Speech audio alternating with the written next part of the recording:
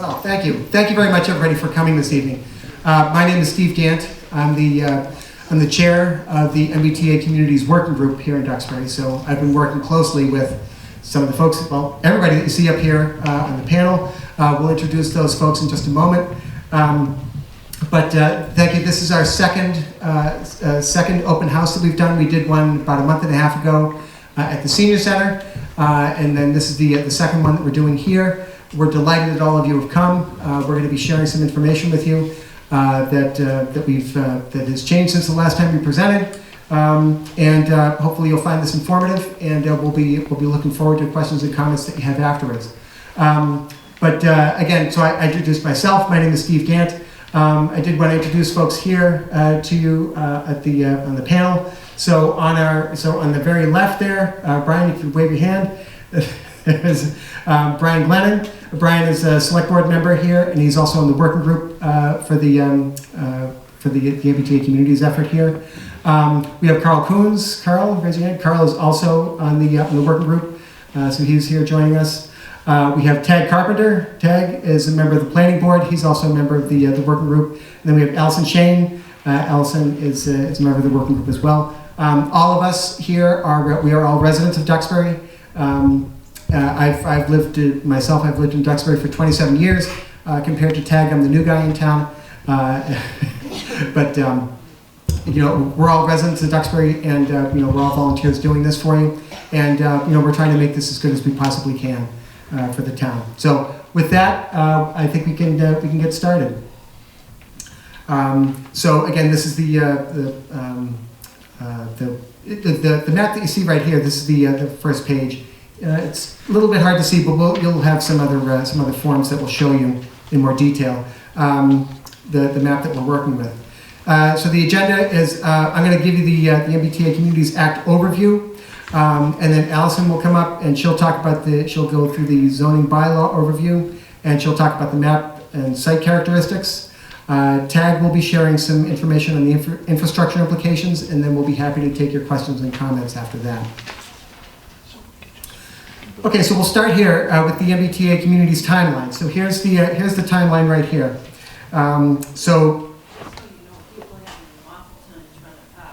They're still coming in? Okay. Thank you. We appreciate that.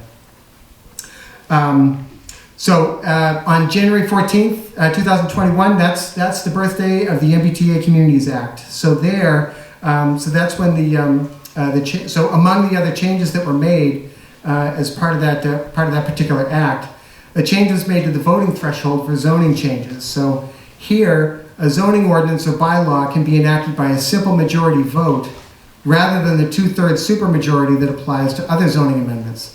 If that change happens, in other words, the simple majority threshold applies if that ordinance or bylaw allows for multifamily housing or mixed-use development as of right in an eligible location.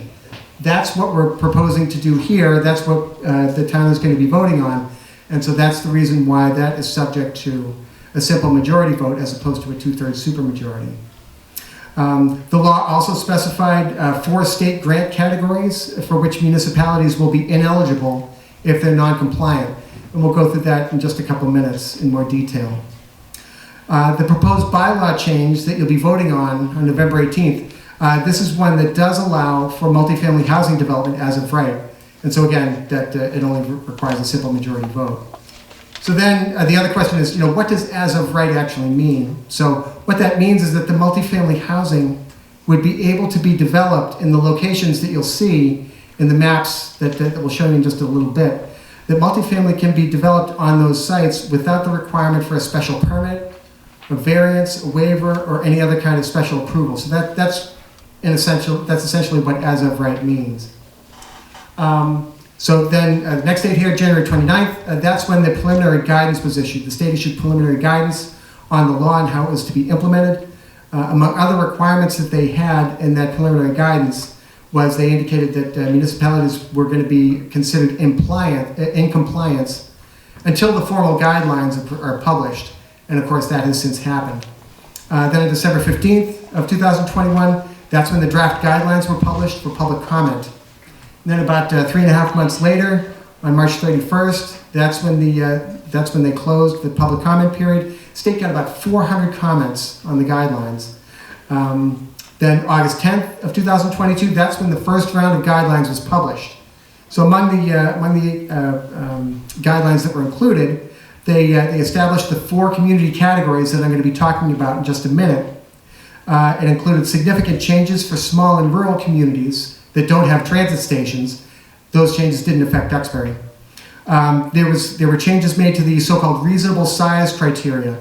The state established certain circuit breakers that prevented multifamily capacity from exceeding certain thresholds for a community. And then that guideline that was published then also announced what was then an upcoming unit capacity tool that was released in the fall of 2022. So then you look at October 10th, October 10th of 2022, additional guidelines were released. Among them was guidance that allowed a municipality to require in the zoning bylaw an inclusionary housing requirement for over 10% of restricted affordability if the over 10% threshold was supported by a feasibility study. So what that means is that the original law allowed a municipality to impose a 10% affordability threshold on the zoning. Here, what they said is you can go over 10% if the increased threshold was supported by an economic feasibility analysis. The guidance also specified such things as reasonable size requirements. It specified what reasonable size actually means. And this is where the 50-acre minimum for Duxbury comes from. Again, we'll be talking about that in just a minute. November 2022, that's when the compliance model was published. So that's the tool that municipalities and their consultants could use to model their districts, their densities, and then the other criteria that they use to determine if they're compliant with the MBTA community's requirements. Then January 31st, 2023, that was the deadline for submitting action plans to the state. So Duxbury submitted our interim compliance plan prior to that deadline, and the state approved it. So that puts us in the situation that we're in right now. We're in a state of interim compliance with the state. Then on August 17th of 2023, yet more guidance was published at that point. Among other things, that guidance added another 13 grant categories that municipalities could stand to lose out on if the municipality is non-compliant under the MBTA Communities Law. And I'm going to be talking about those a little bit later. And what the distinction is between the 4 grant categories that are established or that are specified in the law, and then what these other 13 categories are that were included as part of that August 2023 guidance. So what is an MBTA community? So these are the 4 categories that I'll talk about in a little bit more detail in a minute, and they're right here on the map.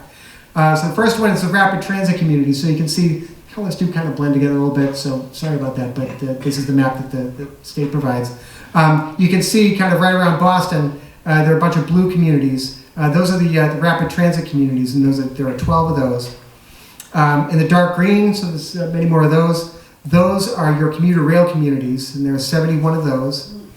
And here's where they do kind of blend together. But there's kind of a very light green category there. Those are adjacent communities. There's 59 of those, and then you can see the red circle. That's where Duxbury is. And Duxbury is one of those adjacent communities. And then in the yellow, you can see the light yellow communities there. Those are what are referred to as adjacent small towns. And so,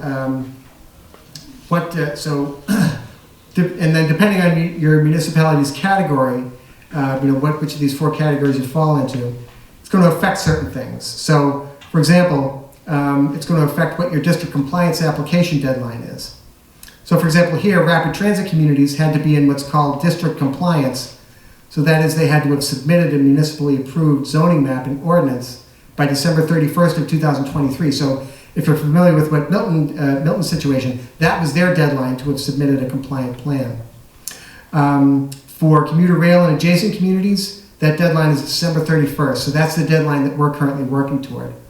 And of course, it's coming right up. I would point out we did the select board through the town manager requested an extension from the state of Massachusetts to extend our deadline for the town of Duxbury from December 31st of this year to December 31st of next year, 2025. We did just hear a day or two ago, the state did respond back to us and they denied our request for an extension. So we are still required to meet that December 31st, 2024 deadline. And then for adjacent small communities, that deadline is December 31st, 2025. So that's the deadline that they have to comply. Which category you fall into, it also affects where your MBTA communities districts have to be located.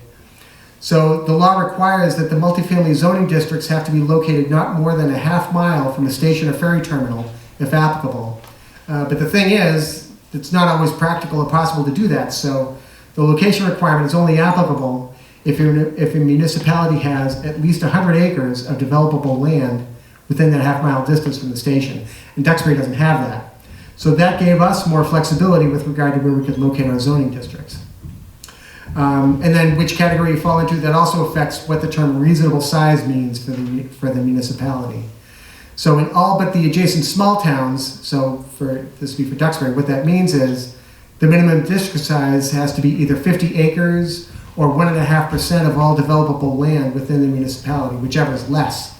So in Duxbury's case, that 50-acre threshold was less, so that's what we used when determining what our districts are. So again, here are the four communities. I've talked a little bit about this. In the dark blue, that's where Duxbury is. So it's an MBTA community that has within its boundaries less than 100 acres of developable land area within the station, within a half mile of the station, and it's not an adjacent small town. So here are the basic requirements. We have to have a zoning district that allows multifamily development to be built as of right. It can't require a special permit or a variance or any other special approval. And then it's not otherwise subject to discretionary local zoning approval. The districts that we approve, they have to have a minimum gross density of 15 units per acre. And that's average. We have two districts. Again, we'll be showing those to you in a little bit. And the 15 units per acre, that's averaged over the districts that we've chosen here. So in other words, you'll see that one of the districts has a higher density than 15, and one has a lower density than 15. But averaged, they come out to 15 or just over 15 here. So the density that you have on a particular district, it's also subject to any further limitations that might be imposed by the Wetlands Protection Act, Title V, and any other physical constraints that might be in the land. Has to be housing suitable for families with children, so we can't age restrict the development. Can't have any bedroom limitations, and we can't have any occupancy caps. In other words, we can't cap the number of people who would be living in the units. And we can't, another one that I wanted to put on here, but I didn't. We also can't limit the size of the bedrooms either. And again, the minimum land area for Duxbury, it's 50 acres. For unit capacity, again, for Duxbury, that means that we need to zone for a minimum of 750 multifamily units, but that 750 units, it can be a very misleading number, and we'll get into the details of what that actually means a little bit later in the presentation. So at this stage, I'm going to hand it off to Allison, and Allison's going to talk to you about the zoning bylaw and the zoning maps that we're voting on. Thank you, Steve.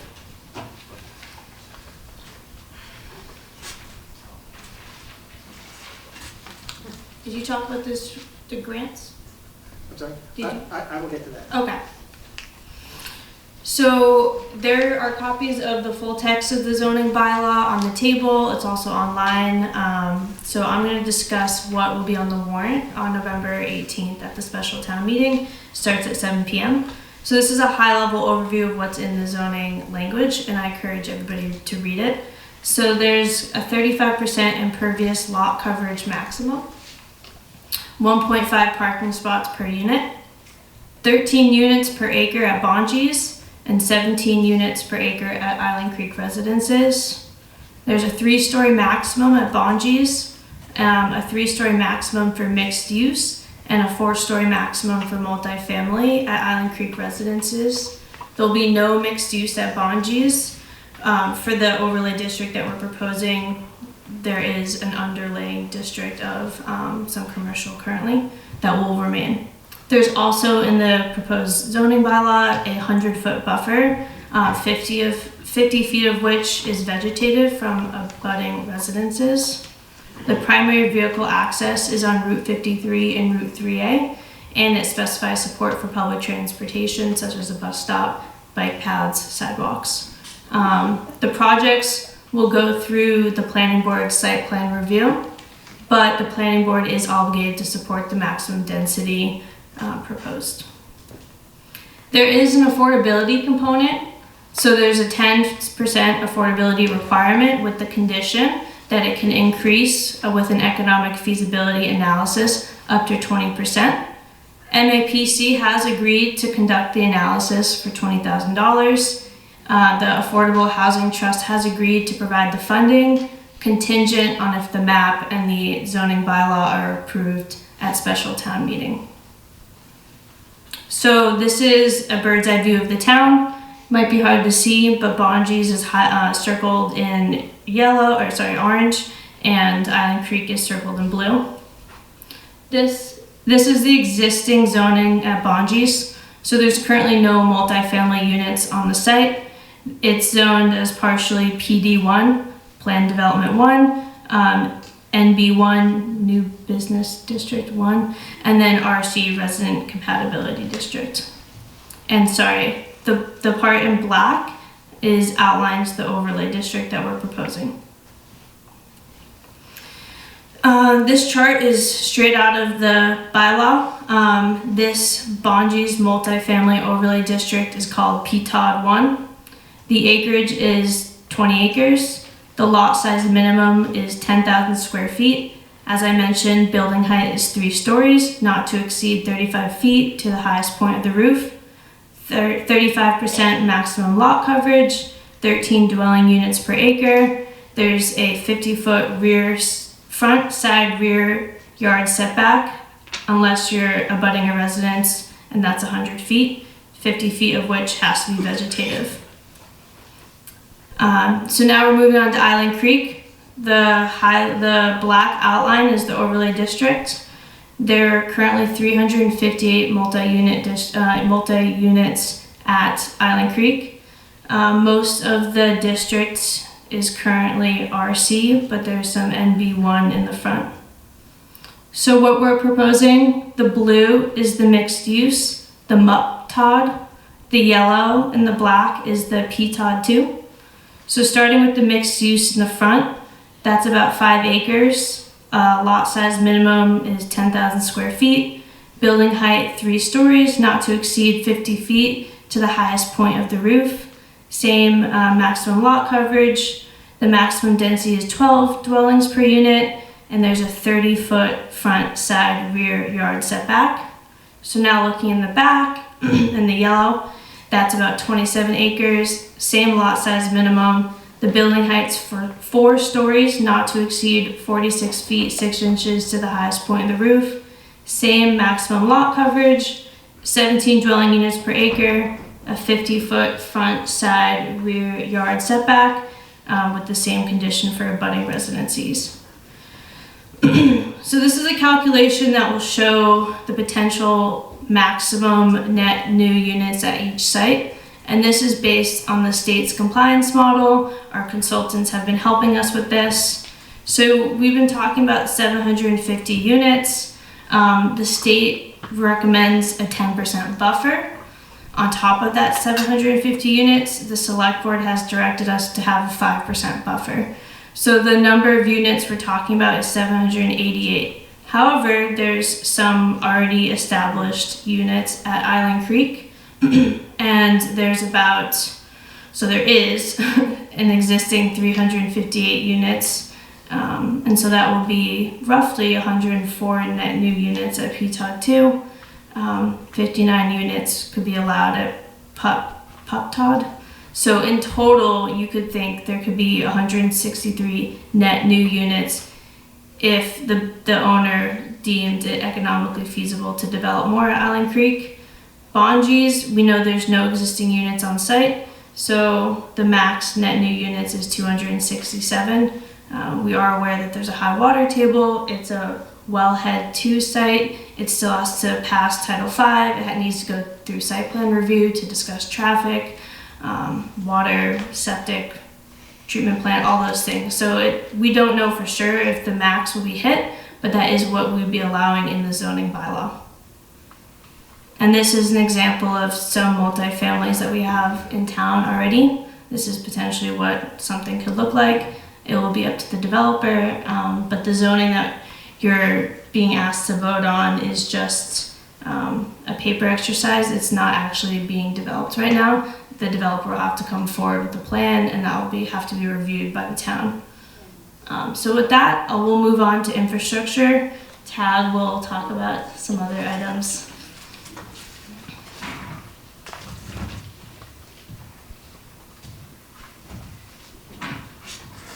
Thank you, Allison. I'm Tad Carpenter, the Planning Board representative on the working group. So that I know that there have been many questions, and get a little closer here. What the impact would be on the town of this scale of development. Of course, as we all know, there are no concrete plans. This is not a project. There's no design. There's no site plan. So trying to project the impact on the town is an exercise in hypotheticals and carries great risk of distortion. So I try to focus on what do we know, what can we really treat as certainties. So I'll go through just quickly some of these areas and invite questions from the audience on all of this material in the Q&A portion to follow. There have been questions asked about our water environment, both the water systems and of course our aquifer, our sole source aquifer. In terms of the water system itself, my understanding is that we do have sufficient infrastructure to support the potential for 200 or 300 new units, as mentioned. Our primary problem is one of, according to the state, that sets the standards for water overuse, primarily from lawn watering. If we reduced the overuse of watering, we would have no supply shortage in the town. And so this is something that we run up against when we apply for construction grants and those types of things for investment. To justify the investment, we have to justify our usage. But the water system in and of itself doesn't really place any significant constraints on really development in any of the sites to the extent that it's been analyzed to date. In terms of the effect on the groundwater, our standard here, of course, is single acre zoning and single family with a private septic system. This is what we're familiar with. This is what the Title V regulations were designed to address. Anyone who's had to improve their septic system or added a bedroom knows that the Title V regulations trigger percolation tests to determine the height of the water table, and the type of system that has to be installed is directly dictated by that testing of the ground. And that type of percolation testing, to my knowledge, has not been done at any of the sites that were proposed. Of course, Island Creek has been developed, it was done there. But we don't have that information about Bonges. In terms of controlling the risk of a septic system, that's an engineering problem, and that's what any developer who wants to propose any construction on the site is going to have to address. And as noted, the existing groundwater regulations still apply, and so a septic system that's installed there would have to take into consideration the sensitivity of the land. I want to also mention, in terms of the water environment, we live obviously right next to the bay. All of our surface water does drain into Duxbury Bay, and so there's potential for surface water pollution to make it down to the bay, especially during heavy rain events. And we've looked at all the sites in relation to how close they are to surface water resources. And again, this is an area that's dealt with through engineering. The site plan review process will look at the drainage patterns and the use of swales for surface water control and things like that. We did maintain the 35% lot coverage requirement, which would include buildings and, at this point,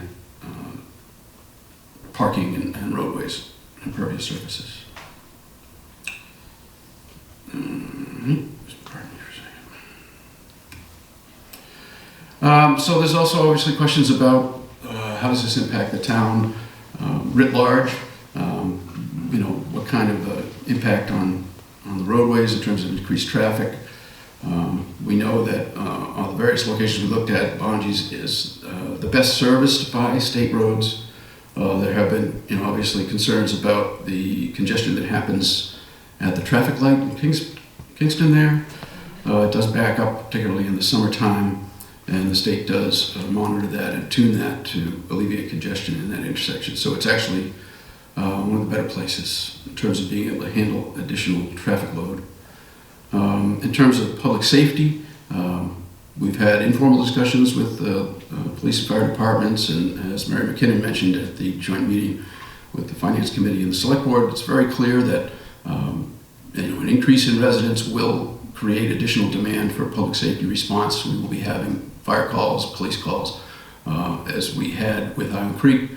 I would just say that because the Island Creek development was the first instance of multifamily housing, we went through a bit of a learning curve with that, and we continue to learn as a town how to work with the management team there to make sure that the residents have a highly livable situation, and that has a lot to do with reducing public safety calls. So I'm hopeful that we will be able to address some of those lessons learned if we do see additional development of this type in the town.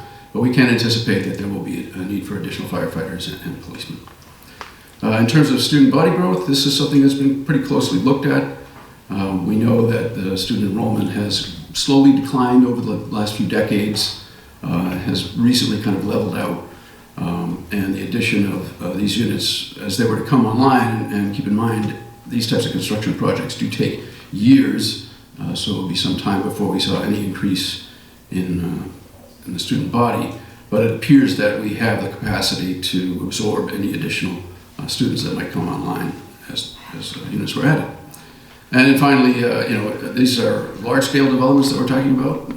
20-acre parcel could potentially have a number of roads on it, and typically in a large development, these roads are laid out for future public acceptance as streets, public ways, and so in the future, the town will probably need to support snow plowing on accepted streets. So those are some of the considerations of the infrastructure. Finally, we'll talk a little bit about quality of life. I mean, these are, if the town approves zoning that allows a developer to create essentially an entirely new neighborhood in our town, a higher density neighborhood than most others, the primary objective of this law from the state level is access to public transportation. The idea being a walkable community where people can walk to services, they don't have to get into a car. We've tried to address those needs with the zoning proposal that we put before you. We want, ideally, people would be able to walk to school, walk to a place of worship, to open space, stores, and we're trying to achieve that. I want to point out that the Island Creek development, the way it was placed on the land and how it's connected to the state road, it's a fairly isolated environment. You can walk from the Island Creek Apartments to Bennett's. You can also try to walk to the grocery store, but it's fraught with difficulty going across the highway bridge. So it's not particularly walkable, and that's something that the town has the opportunity to correct. And finally, one of the things that we are hoping to address through this zoning is making sure that the construction is compatible with Duxbury's sort of aesthetic and architectural standards for seaside construction, shingle type buildings and that nature, and that you'll find that in the bylaw. So that's just a broad overview of some of the more general considerations, and I think at this point I'll ask you to come back up, and I think we can open up the floor, right?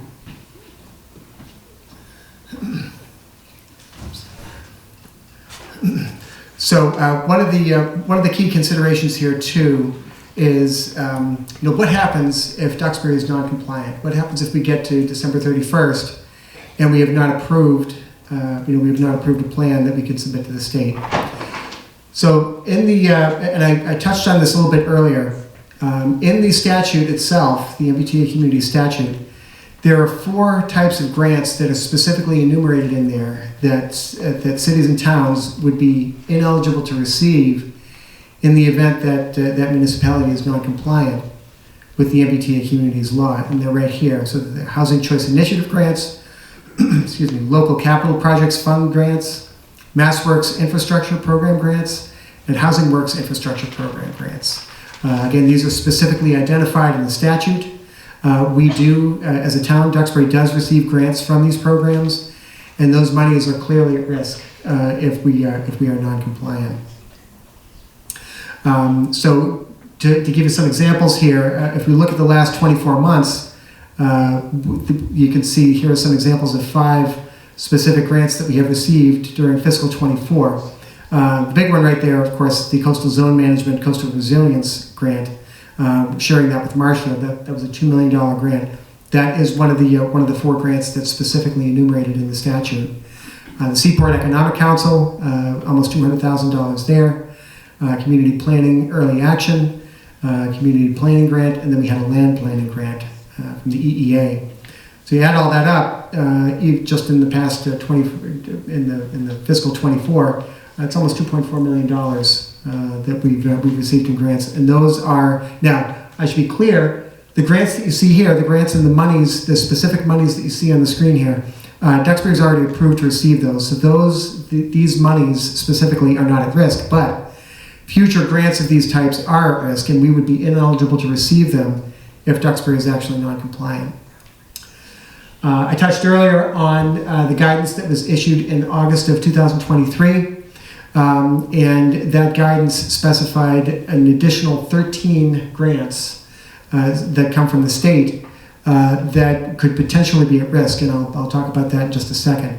And then here are all those 13 grants that have been added through guidance that we would be at risk of not being able to receive. So what does that mean? Again, these were not included in the statute. They were added via the guidelines. The municipalities are not specifically excluded from receiving these discretionary grants if they're non-compliant. But, and this is the really important part, the granting agencies, in other words, the agencies that decide whether to give these grants and who to give them to, they can use the municipality's compliance status as a factor in determining whether to approve applications for grants from those programs. So while they're not, we wouldn't be specifically excluded from receiving grants from those other 13 programs, we certainly run a risk of being ineligible for them if we're non-compliant, since again, that's one factor that the granting authorities can use to determine whether or not we get those funds.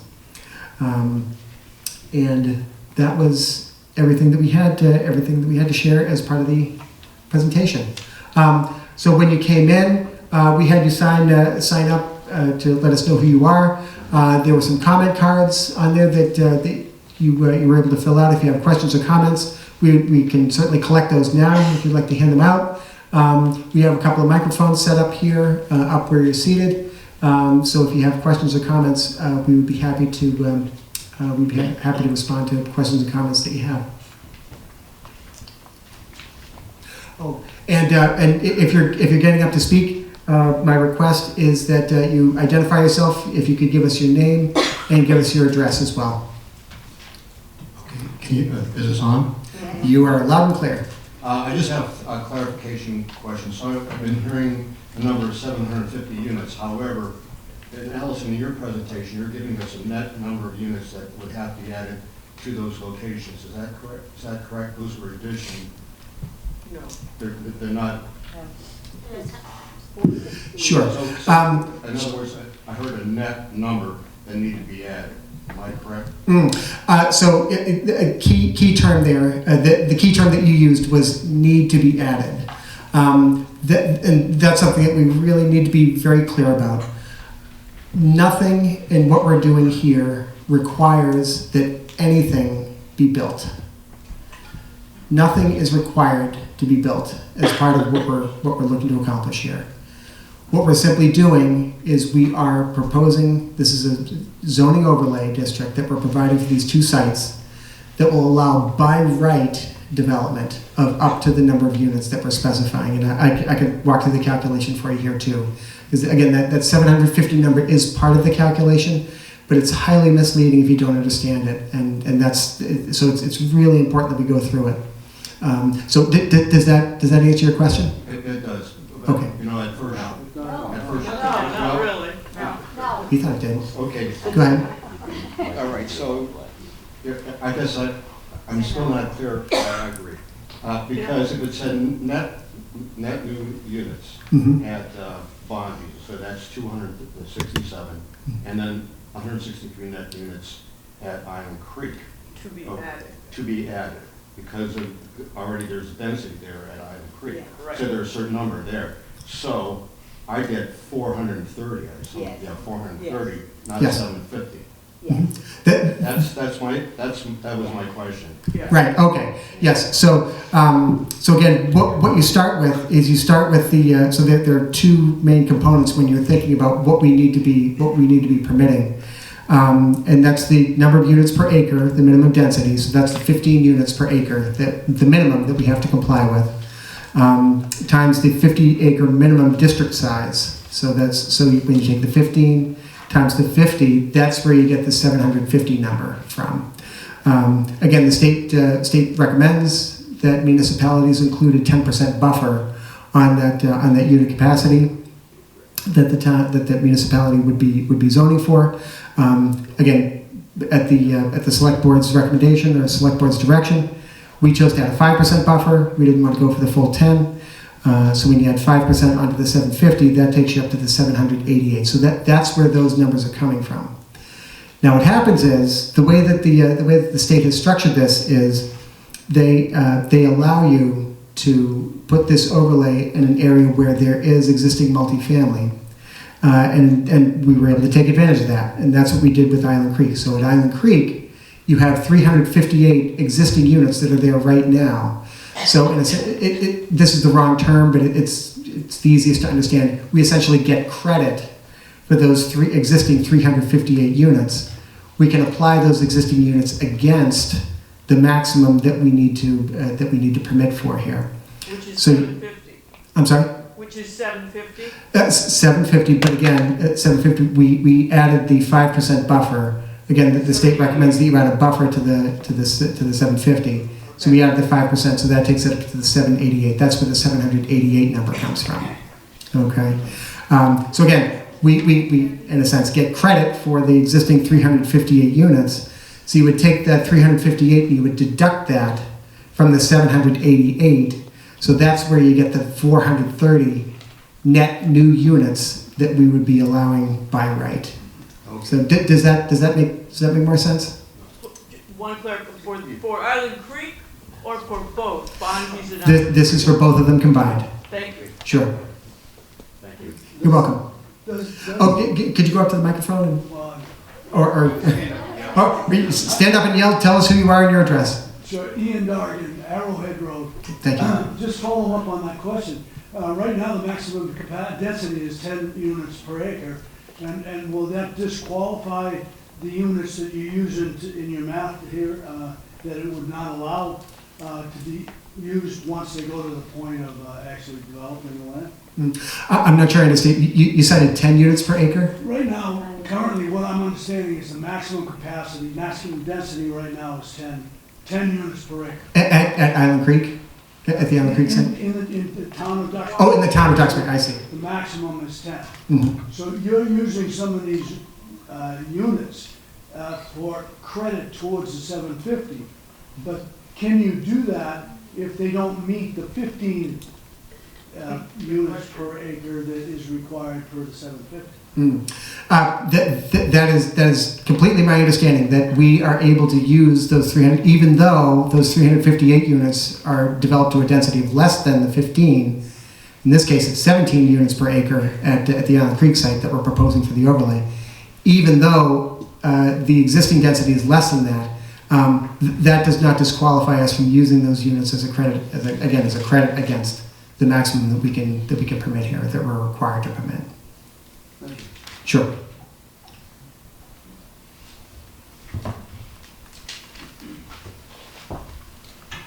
Hi, Sue Schofield, James Road. So we have an apartment complex in town with 38 units. Is that factored into this equation currently? I'm not sure where that is. 37 Kingstown Way? Kingstown Way, okay. Route 53, kind of a, it's pretty well marked if you've driven in town. Okay. It's across from Pied Piper Preschool. Mhm. You're not familiar with that. I know where it is. I know where it is. I just didn't know which one. Tag knows where it is. Yeah, I know where it is. So anyway, so that's a question, whether those 38 units are already, included in that equation. And then also the question I ask, so in town, all the ADUs that we now are going to be able to have, how is that going to factor in? What if 750 people put in an ADU? Or they zoned it? How does that work? Okay, two good questions. I mean, even if we do it on paper, does that accomplish it? Sure. Ted, did you want to talk about that? Let's be creative. Okay, What's an ADU? see if this will work. Well, good question. So two questions. One about the existing apartment. And no, it wasn't on the candidate list of sites. There were 10 sites originally identified in 2023. And existing apartment blocks were not included in that. Can't say as to why. That initial site selection is kind of lost to the times. The definition of ADU is an accessory dwelling unit, and the state legislature in the last year passed a law that allows accessory dwelling units, one accessory dwelling unit by right without a special permit for any existing single-family unit. So everyone in town now has the option at will, after this comes into force in the spring, to add a second dwelling unit to their house, either internally. You can set up an apartment which is accessed through a shared entryway. You can have an internal ADU which has a separate exterior entrance, so it's within the house but not part of the house.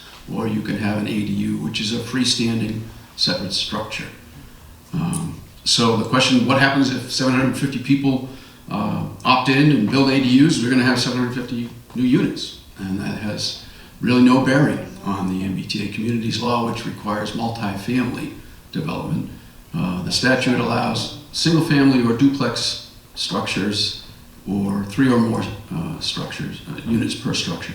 So it's not as if by zoning multifamily, the developer is obligated to produce apartments. They could produce single-family and duplex structures. So I don't want anybody to think that this zoning is going to dictate a particular building style. It's exactly the opposite, in fact. It doesn't dictate at all what type of structures need to be built. The question of could we select different sites and find a way to satisfy this law? Basically the answer is no, because we don't have anywhere that has this level of density in town today. So there isn't any place that we could just magically wave the wand and say, yep, we're in compliance, because there isn't any place that's already like this in Duxbury.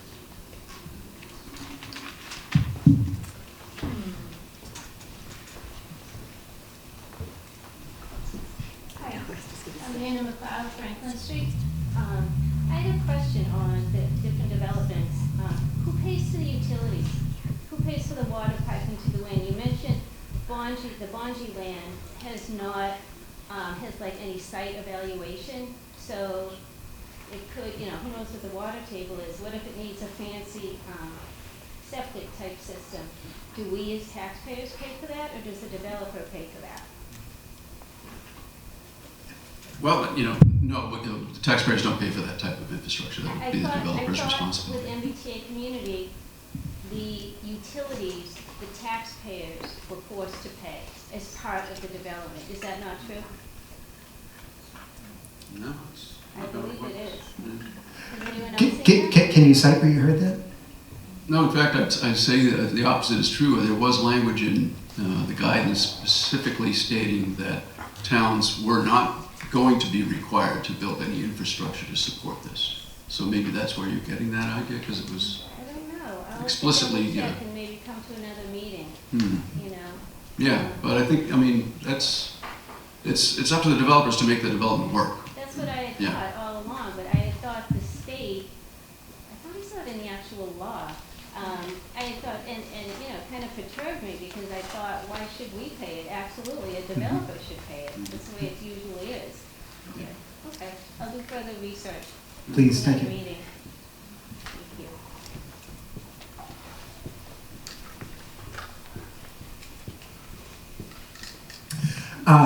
Again, we handed out the comment cards, so we'd be happy to take those from you and read from them if you'd like us to do that. Steve, did you want to? Well, if Yep. anyone has a comment card or a question you want to hand to me to bring down, I'm happy to grab it. Steve, I should have introduced you as well. I'm sorry. This is Steve Carney. Steve is with Stantec, Stantec Consulting. Stantec is one of the consulting firms that the town of Duxbury has engaged to assist us with a lot of the technical features and technical requirements that we need to comply with as part of this effort. So, thank you, Steve. Hi, Myrna. Hi. I'm just trying to give. Tell us who you are, Myrna. Sorry, I'm not ready for prime time, I guess. Myrna Walsh, 280 Autumn Avenue. I was just trying to give other people an opportunity to ask questions. Got a bunch. I know I don't want to disappoint you guys. If I just ask a couple of questions, we could probably go through these fairly quickly. That's all right with you? Please. Okay, 100-foot buffer, 50 feet vegetation.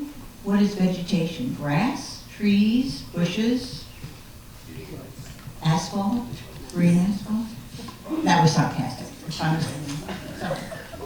Baby plants. Oh, what is vegetation actually? Because theoretically, it could not really, if it's grass, or in my yard, moss, it might not really provide much of a buffer. Let's be clear, they'll clear cut everything and then they'll plant baby teeny tiny things and that would be their green space. Well, first of all, let me just say, I respect the folks that I know on this committee, and I think they're in a very difficult position. Yes. And I think you deserve our gratitude for doing the best you can.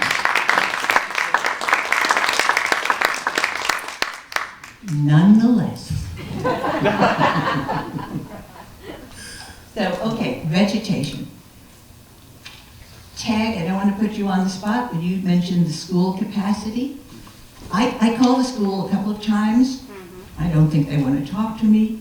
But I was asking them, well, what is the capacity of the building?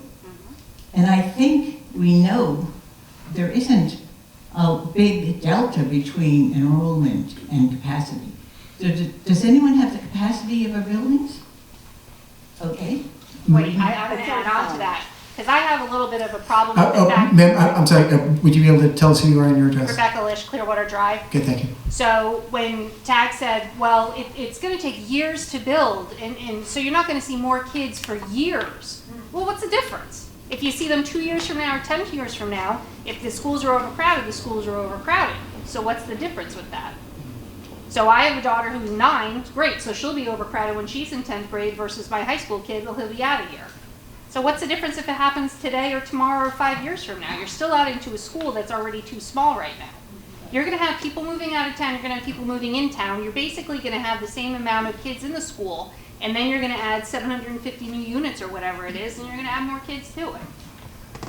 If you don't have kids in the school, you probably don't care, but when I talk to my kids and they're already shorter room, it's a difference.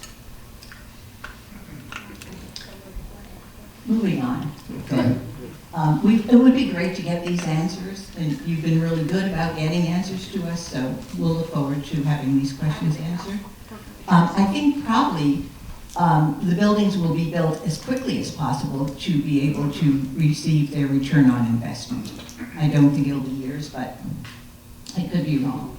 Another question, who will be responsible for any damage done to the homes in the neighborhood due to water runoff, noise and vibration during construction? What protections will the town put in place? Okay. What will the town do to assure that any of the units are ADA compliant, particularly if there are going to be elders there? I would assume most elders don't want to be part of a 3-story walk-up. Maybe the first story might be set aside for ADA. but I'm not sure that that's part of the planning boards. Maybe you will be thinking about this now. I don't know if that's a state law or a town law.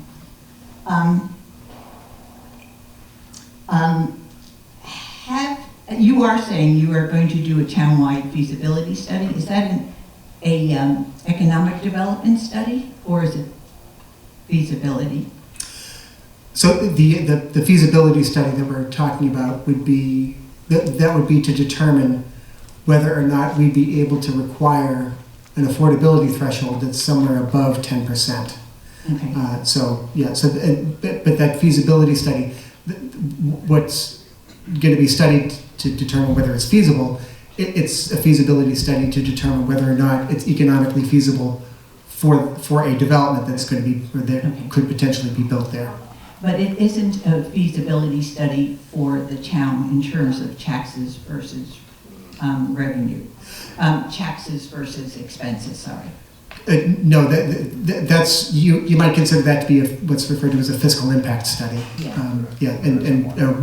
have not engaged one of those at this point, no. So talking about fiscal impact, has fiscal advisory committee reviewed this?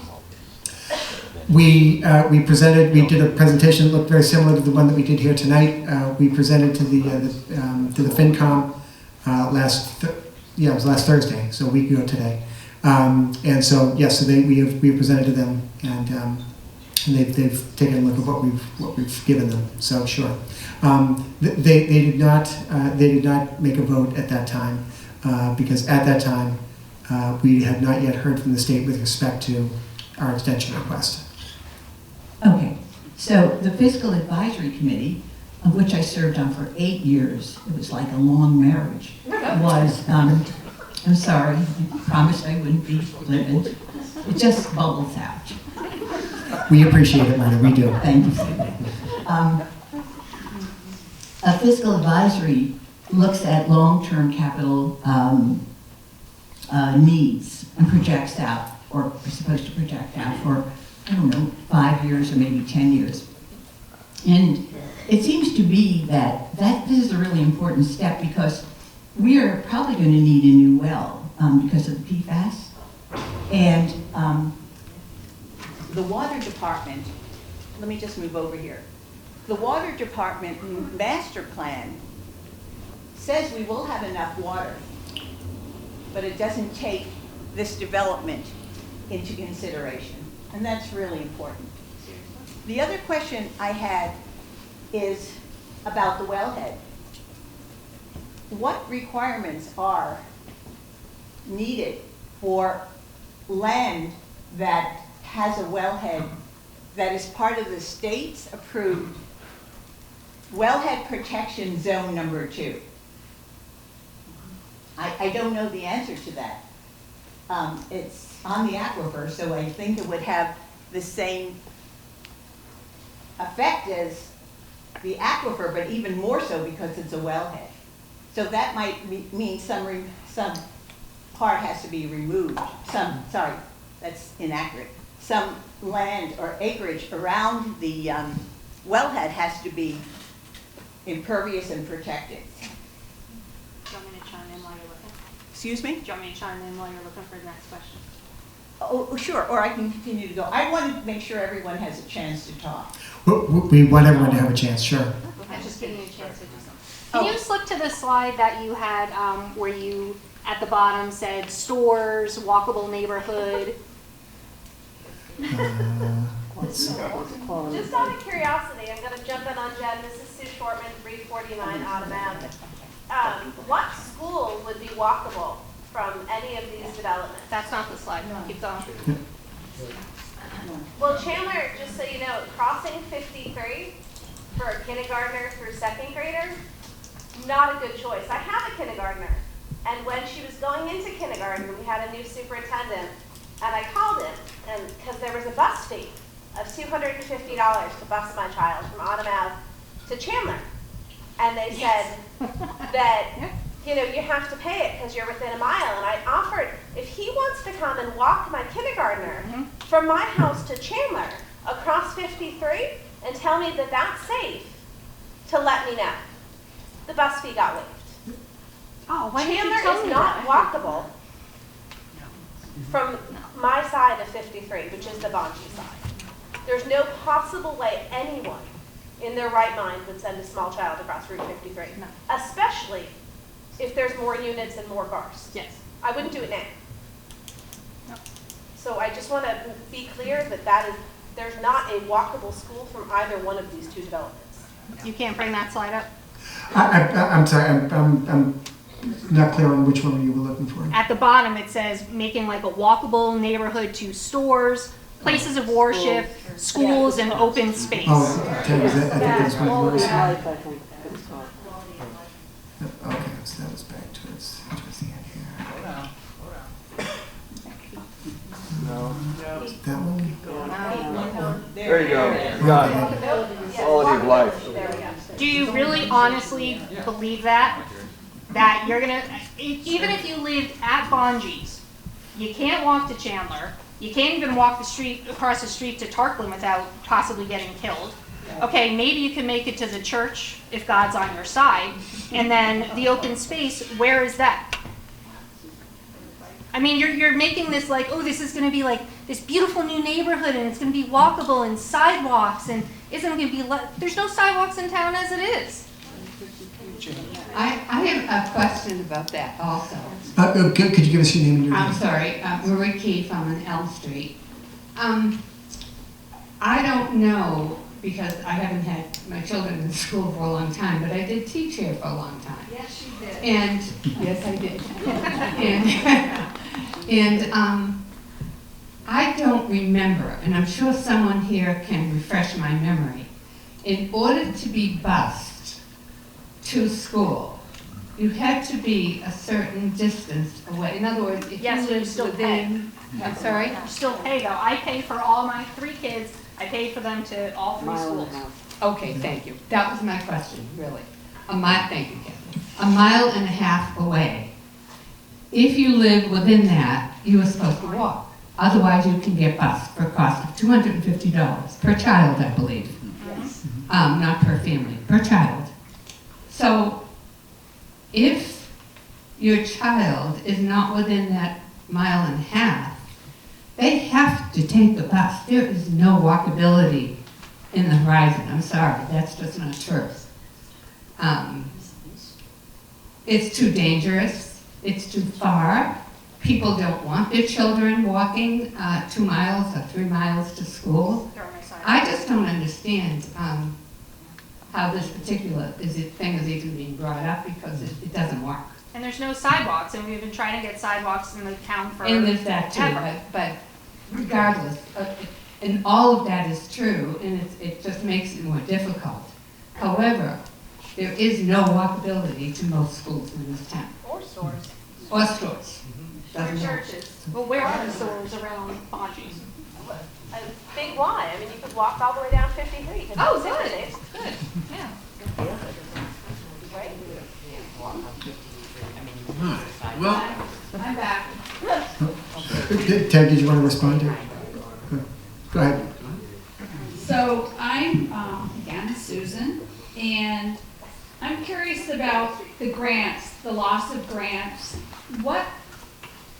I know the grants that you had up there, we've already taken advantage of, so we're not really speaking of those, they can't be pulled back.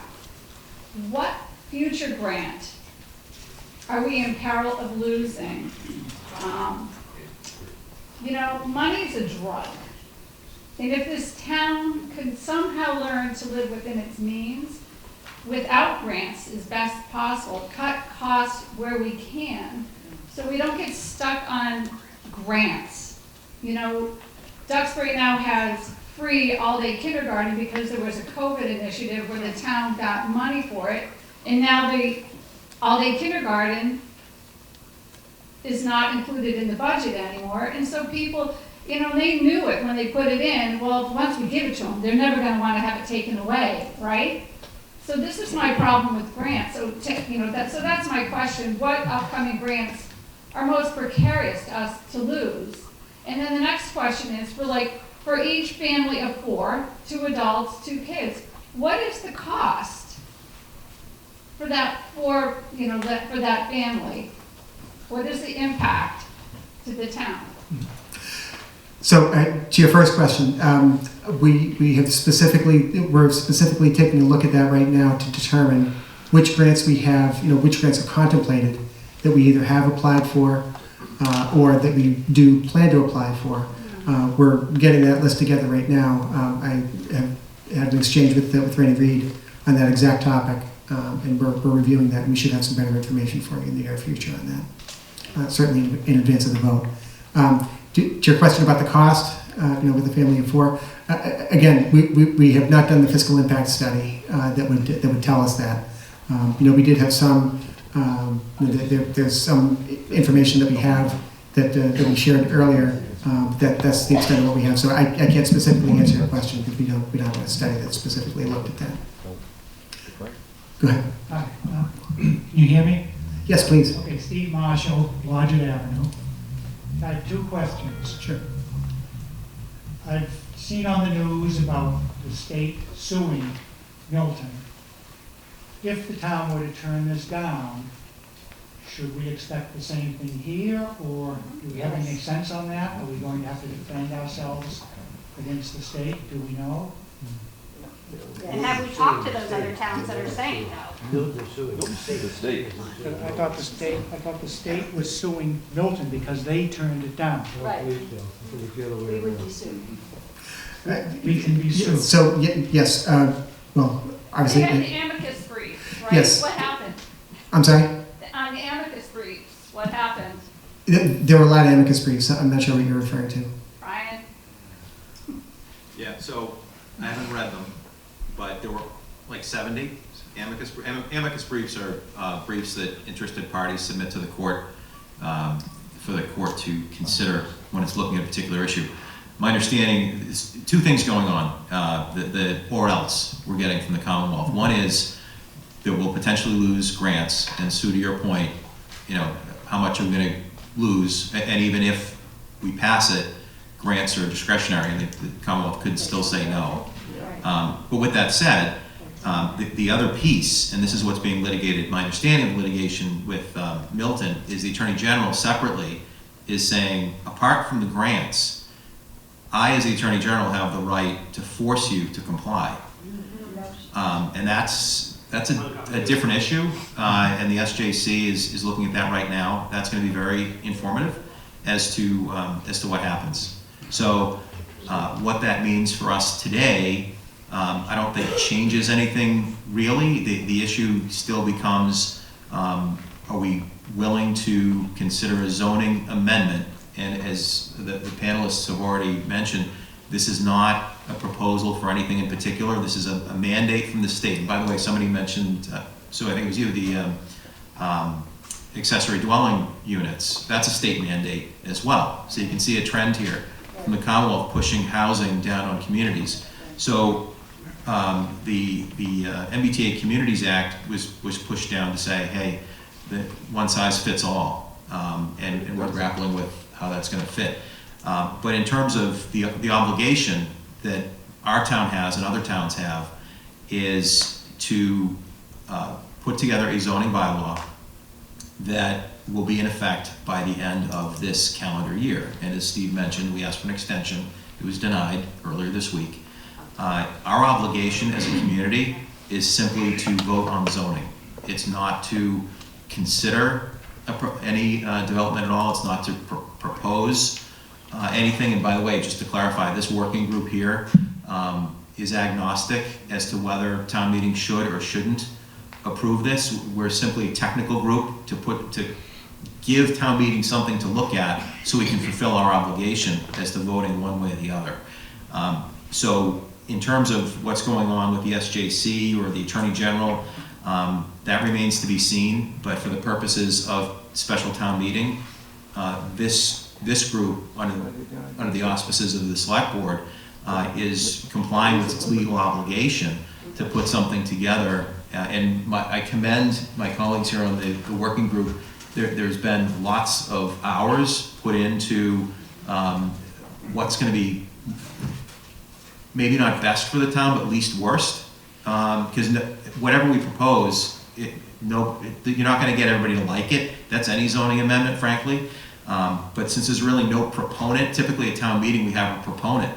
Somebody is advocating. There's no proponent to this. It's the state saying we have to do it. So with respect to the or else, we're cognizant of that, but ultimately it's up to town meeting to decide if we're willing to, risk is the right word, to say, we're okay with the zoning as it is. And just one other point of clarification, I don't want to get too far off track, but, and I've mentioned this at a prior meeting, specifically with the Bonji site, I just want to be clear that there's not, as far as we know, there's not a current proposal. But even if town meeting votes to deny the zoning proposal, that doesn't necessarily mean nothing will happen at Bonji's. So we're just, I wanted that to be clear that, if a town meeting is coming at this to say, well, as long as we vote this down, nothing will happen at Bonji's, that's not correct, because it could be a subdivision, it could be a 40B, it could be a turkey farm for another 100 years, for all we know. So this is the town responding to an obligation.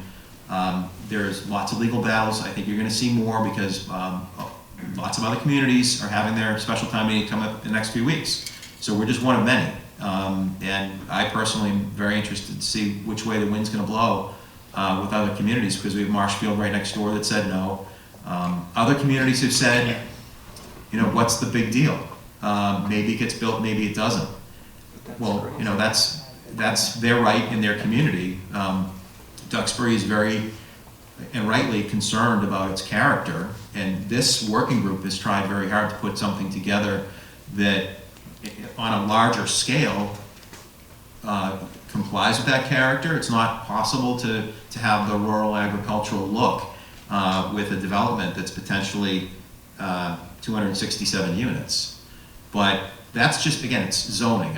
I'll loop this back now. This is just what can happen as a matter of zoning. It doesn't mean that Title V gets waived. It doesn't mean that you just put anything in there if there are other requirements, other land use requirements that require some other number, or maybe parts of the property aren't buildable at all. And lots of folks have mentioned groundwater.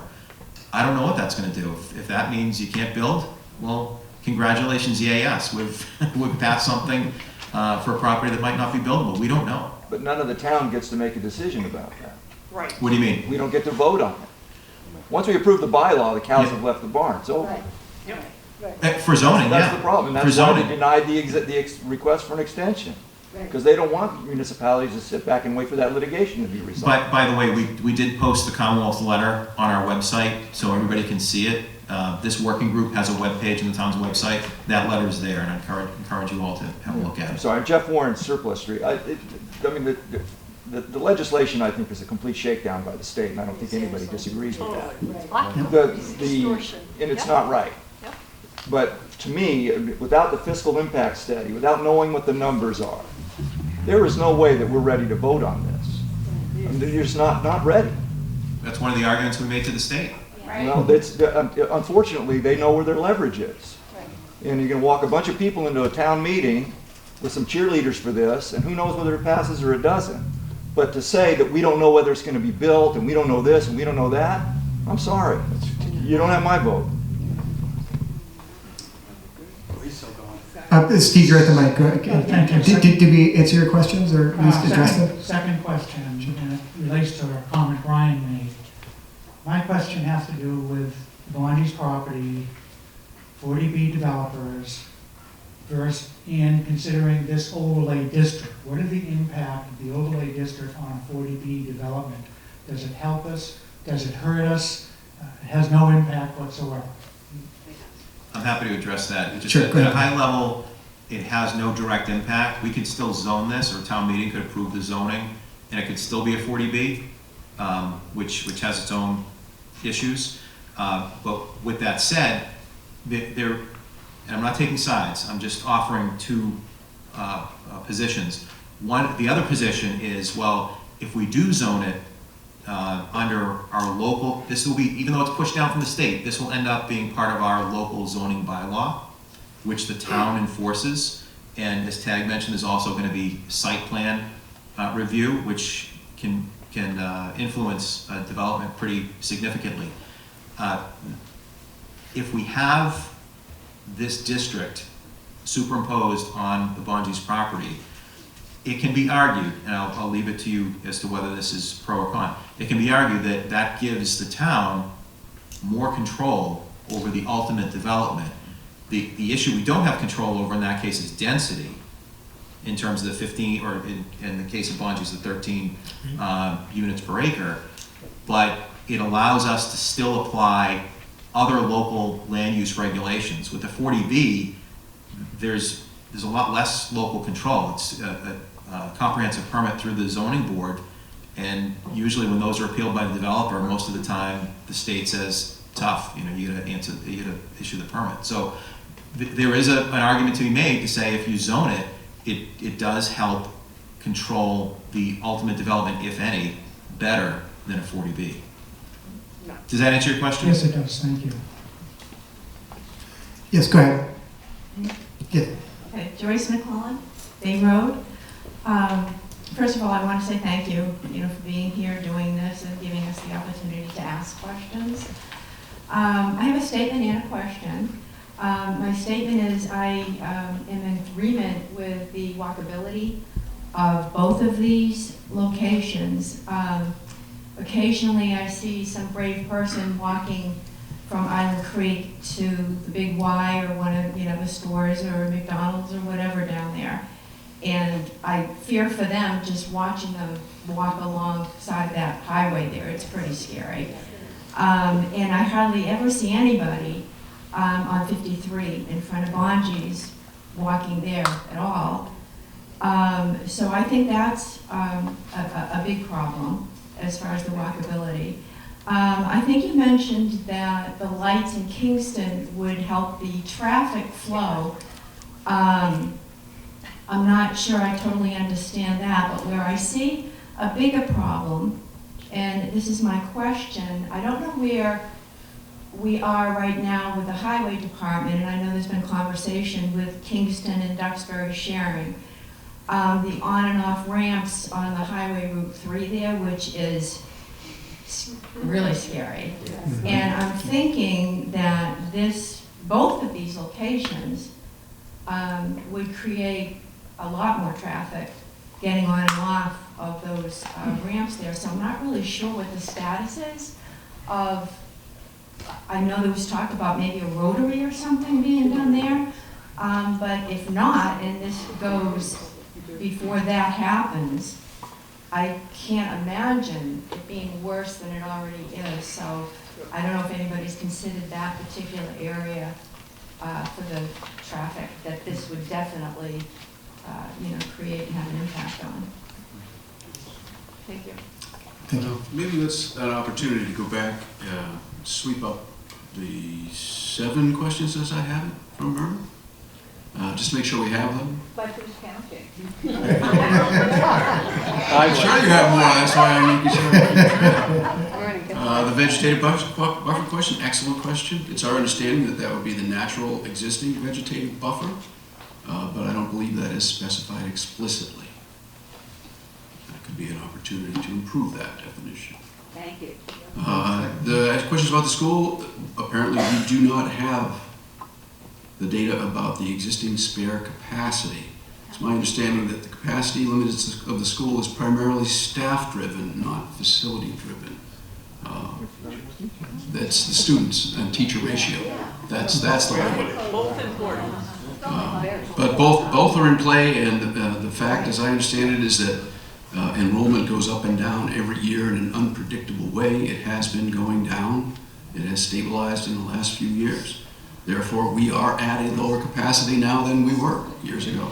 That's just the fact. So that means teachers don't have 26 or 7 kids anymore, they have 22, they have 30. Well, again, there's a ratio, and then enrollment and budget, it's a big equation, changes every year. Very easy to teach under those circumstances. So, just to move on, in terms of your question about damage to homes from construction, this is a standard legal, long-standing practice. There are performance bonds that contractors are required to file with the town so that if something goes wrong, there's coverage for liabilities and things like that. So there's no need to add special protections in that regard. You asked a question about ADA compliance. It is not mandated in the zoning.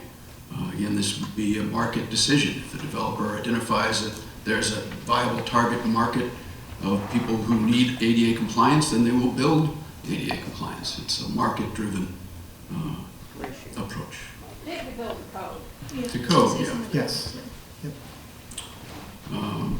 So yeah, I mean, just to go into that for a moment, and I want to give you guys a term. The operative term here, what we're talking about, is called up-zoning. We are being up-zoned, and it literally means more floors, more people, more density. It's up-zoning. We get it. It's up-zoning. Yep. So in that respect, if you have 3 stories, you need an elevator. That's pretty much how it goes. You go to 3, you have to have elevators, and you're off to the races. Fiscal impact analysis. No, we have not done fiscal impact analysis. Everyone would love to see a fiscal impact analysis. In fact, I'll note that there was a comment made that even in the promulgation of the guidelines, the HLC neglected to do a fiscal impact analysis, and they think that's okay. 6, a water master plan doesn't take into account the new units. I think that's correct. Yeah, the water master plan done a few years ago. This wasn't on the horizon at that time, so it would need to be repeated. The questions about a wellhead protection zone 2.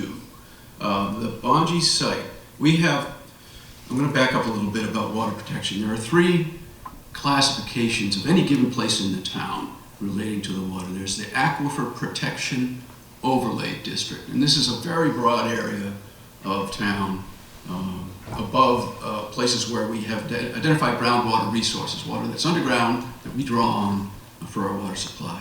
So there are high flow aquifer zones, and there are medium flow aquifer zones, and all of those are covered under an APOD.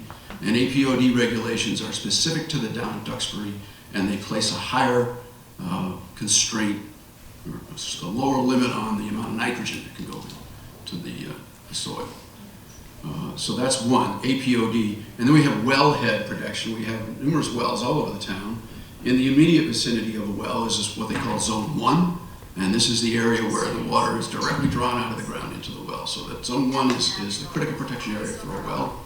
Beyond that, out to approximately 400 feet, is Zone 2. For every well, there's a shape around it called Zone 2, and that's basically the part of the aquifer that is drawn from as the water is drawn out of Zone 1. So Zone 2 is the recharge area for the well.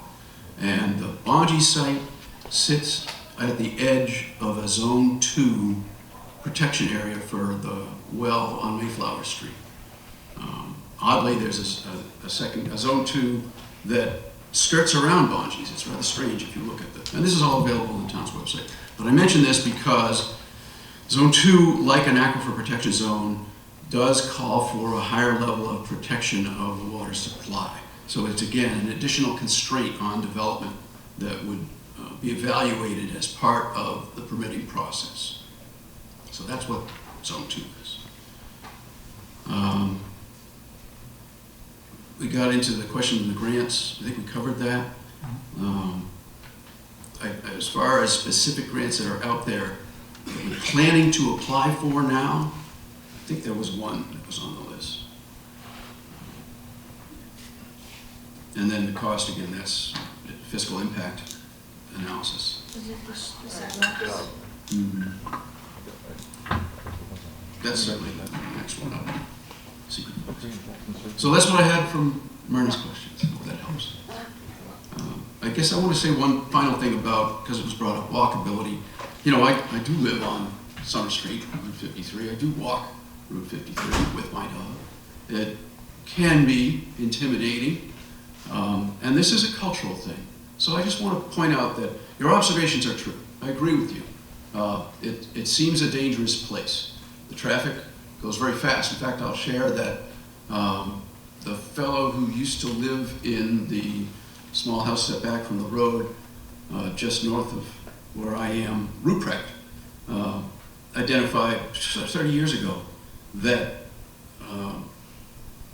the state had the speed limit on the Route 53, you set at 45, and where it meets Elm Street is 30. And so you have this 45-mile-an-hour road passing by a 30-mile-an-hour road coming in, and the speed differential. And then he pointed out, of course, that we have the ball fields and everything, and he made the case that we needed to reduce the speed limit there. And he took it to the town, and the town said it's a state road, talked to the state, and he took it to the state, and he got the speed limit reduced to 40 miles an hour at the intersection heading south. And this is an example, a case of a community member taking action to make the community better for themselves. And this is what we have the possibility of doing here.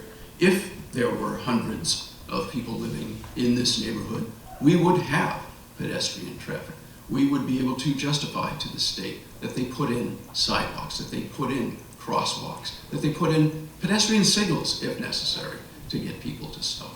And I'll say that walking my dog on 53, occasionally people do stop, that it does happen. And so I understand your concern and the state of the way that is now, and I hope that you can see in your imagination that it does not necessarily need to be the state in the future. So that's what I'll say about that. Okay, can I? Yeah, go ahead. Gee, I have so much I could say right now, but I'm going to ask something that I really don't know the answer to. Someone told me that Duxbury is supposed to have something called home rule. What is that? Well, Brian, you're probably best equipped to comment on that. Yeah, it's a general principle that suggests that we should be able to define what our community looks like through zoning.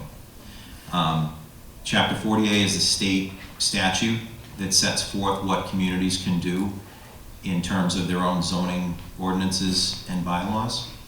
Home rule allows us to set forth in our bylaw what Duxbury looks like. So we have 1 acre zoning, typically. Most of our land is residence, and for good reason. We wanted it that way. There's been arguments for years and years, should be more commercial. The folks in town historically have pushed back on that, said, no, we want to be residential. Those sorts of high-level things is generally interpreted as home rule. What we're seeing now, I think, is an encroachment on that at the state level, where the state is saying the need for, no, right, wrong, or different, this is the argument, the need for housing is so great in this part of the Commonwealth that, and the municipalities have not been allowing development sufficient to achieve those goals, that the state is now going to fix it by pushing down requirements. The same way we have 40A, the state law that allows us to do zoning, in the same way that they're drafting additional laws. I don't know if there are more than the couple we're talking about, but the state's taken steps to say, you haven't built enough housing, we're going to clear some of those hurdles at the local level through state action. So when you hear folks saying they're encroaching on home rule, I believe that's what you're typically hearing. Is it's a setting aside to a certain extent of our own zoning. And 40B does that as well. Well, you know, when I heard that and I was discussing it with someone, it seemed to me, and someone mentioned it up there, that basically the state knows best. You know, Father knows best, and so does the state. And I don't really find myself wanting to go along with that kind of thinking. I don't like being mandated. I don't like the way this is being done, and I know this committee has worked hard. It's nothing to do with the committee, because I really do think you've worked hard and you've done everything that you can possibly do. But I just, you know, deep down it bothers me to see what I almost feel taken over. I don't know of another way to say it. I feel taken over. And I feel like our zoning board has been taken over. Because, you know, someone just said up there that, I wrote it down, the zoning will still be under our purview. But here's the thing. Once it's done the way the state wants it, then it will be done. under our purview. I'm just, I'm just psychologically and in lots of ways having so much of a problem with this, and maybe there's nothing we can do about it. Well, Marie, you're not alone in that sentiment at all. And I'm excited that we have a representative race coming up in November, and we have two really engaged people who are looking to represent us. And I would encourage you to, once we know who the winner is, to reach out to that person and state how that person should vote on future mandates. Okay. And Senator O'Connor has been very supportive as well. He always has been, yes. Okay, thank you so much. Thank you. Can you just go back to with the 1 acre per, one house per 1 acre? When was that voted in? Oh boy, gosh. A long time Forever ago. ago. Oh, like decades ago? Oh, a long time ago, yeah. Decades and decades. Because maybe that needs to be looked at in, like, instead of building these like McMansions on, like, where they did it on King Philip's Path, that huge gray house there. You know, maybe we could have this lot and we could have 3 houses there, or this lot and have 2 houses there. Why does it have to be 250 all in one go? It's a good You know, question. you're building 2 million, those houses on Cooper Hill, those are $2 million a pop. It's like, who can afford that? You know, so you're talking about that. What could you put there? You could have put 50 houses there. So generally speaking, in the burbs, using air quotes, it's not unusual to have 1 acre zoning. Some communities have 2. That's more like the, I think Weston, that area's got the 2. But that's a common minimum lot size for a single family historically. And depending on your perspective from the state, that's one of the things they're trying to push back against the communities and say that's not dense enough. Steve, you've got somebody up there. Yep, go ahead. Hi, Kip Doble, Western Way. Quick follow-up question on the school impact. Tag, I think you said earlier we have capacity to absorb new students as they're added. Not to kind of spotlight you, but could you elaborate on that? Is there data either from you guys, school committee, the admin, on kind of net new pupils that you're expecting and kind of the sequencing of them through time, like the glide path of new pupils coming into the system? Is that up on the wall? Oh, there we go. Sorry Yeah. if I missed So, that. Okay. This is data that was compiled by Mary McKinnon, our finance director. So you can see the enrollment figures from 2007 all the way to 2024 and how it declined. We peaked at 32. Yeah, you would characterize the general trend as kind of coming down and leveling out. I mean, kind I'm of just looking at moving that. forward, yeah. 500 capacity, the way I read that. You know. You interpret that data as saying we have go forward capacity of 500 pupils? Apparently, since we were able to carry that in the past, a couple of decades ago. But that sentence that they graduate 250 plus students out of the district annually, well, that's how many kindergartners come in. So, So that's sorry not to, but so that's the data behind that comment is kind of this trend here? Yes. Got it. Okay, thank you. Sure. Good question. Tag, if I can just add to that, and Kip, this is not directly related to this working group, but through the Senior Center, the Age and Dementia Friendly Task Force has also looked into long-term demographics of the town and the region, and it's projecting an aging population over the long term. I know it doesn't help with the conversation right now, it doesn't help us with how many kids are going to be in the schools, but it supports the graphic, I think still over my head, showing a trend downward, all other things being equal. And of course the big question now is, you know, if you bring in hundreds of new units, what does that mean in terms of kids? Does that help in terms of what the demographics look like? Yeah. What year did this school open up?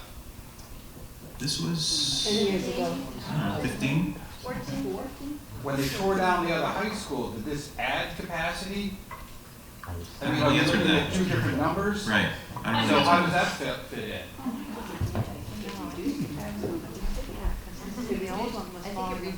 I've lived in this town long enough, all right, so my kids are 31, Holly, right, hey? So, you know, we were told we had to build this new school because the demographics showed that we were just not gonna have enough capacity. We weren't gonna have enough capacity. It's like numbers. It's numbers and data, and things can be skewed one way or the other. I don't know. We were told we had to build a new school. We had to build the massive PAC. We had to do it. They scared us. So I don't know what the numbers are. Also, you know, so there's that, okay? I'm tired of being scared into doing things and threatened and whatnot. So, like, there are numbers, and there's people here who know how to crunch numbers and look at it, whatever. So now in town, now they're finding all these other more buildable lots. There's different ways, there's laws, there's MBTA Communities Act. We don't know what they're going to come up with next, right? So so that's kind of crazy. So we have to be careful, and we have to continue to ask the questions. And I get that we're just doing for zoning purposes, right? If we zone it, they will come. Yes. Okay, so that's Federal dollars for developers. So that's, you know, so let's take our time, and if the state won't give us an extension, we'll make our own extension by virtue of voting at town meeting. Keep asking questions, talk to your neighbors. And Brian, you brought up a good point. There's a race coming up. One candidate in that race supports the MBTA Communities Act, the other one does not. Do your research. Whoa, wait a minute. Let's not get political. This is political. Well, I'll just say something No now. politics. My name is Becky Coletta, and I'm running for state rep. And I've been at all of these meetings. I missed one last week because I had another event. This was a Charlie Baker rule. This was about deregulating and letting the private market take over. What I've always advocated for, we have an issue in this state. People cannot afford to move into the state. A lot of people who live in Duxbury right now would not be able to buy into Duxbury today. Your median home price is about $850,000, which requires right now more than about $300,000 worth of income to really sustain that. So the question is, what's the solution? Do you want your town to be a place that only wealthy people can buy into? Or do you want to have some level of housing choice? I don't think MBTA Communities Act really gives you housing choice. Personally, I think you're more likely to get a really high-end development there that is probably not going to really help you in terms of your housing choice needs. You have people who have been doing a lot of work in your affordable housing community, affordable housing committee. You have people who've been doing a lot of work on the age-friendly communities plan. And these types of plans are what we should be bringing back to the state and saying it's not that the towns don't want housing choice. It's not that the towns don't want a place for young people like Allie to be able to live in and work in the town and work at normal jobs and be part of this community, as has always been the case in Duxbury. That people could live in town, work in town, and still afford to buy a place. It may not be the mansion, but they could afford to buy a place. What about staying in town for the seniors? And stay in town for seniors, which is part of what the age-friendly communities plan has really been looking at. And people here have been doing awesome work. And so I think the job is to bring back to the state and to talk to the people of the state and say, this is how we want to be part of the solution for our town and for the greater community of the state. And that's really what I believe, despite what is out there being said about me. Thank you, David. Well done. I didn't say any names. Did I say a name? No. Oh, well, wait. It's been said on Yeah, I have not said Okay, a word. we have someone at the mic. Go ahead, ma'am. MJ Pierce, 275 Park Street. And so I'd like the committee to just put their headphones on, and maybe I'm at the wrong meeting, but you've done a great job. You don't have to defend them, we got it. Everybody here applauded you. You did what exactly you were asked to do, and I truly believe you did the best job you could. Because I don't know the town open space currently like you do at this point.